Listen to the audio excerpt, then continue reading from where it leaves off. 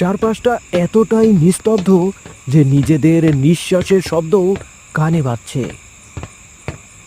আহ আহ আহ বিশুরে, আর কত দূর? আমার হাত পা যেন আর চলছেই না। এই মরাটা কি লোহার তৈরি? গ্রাম থেকে বেরোনোর সময় তো এত ভারী লাগছিল না। আরে ভাই, ধৈর্য ধর। শ্মশান তো আর বাড়ি পাশের পুকুর ঘাট নয়, অন্তত আরো আধ মাইল তো হবেই। তুই কি ভাবছিস শুধু তুই একাই টানছিস? আমি পেছন থেকে ধাক্কা দিচ্ছি, তাও চাকাটা যেন মাটিতে দেবে যাচ্ছে। একটা কথা বলবো বিশু, মনটা কেমন জানি কু ডাকছে।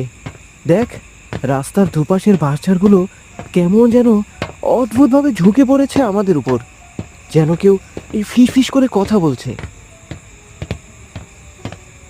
ধুর,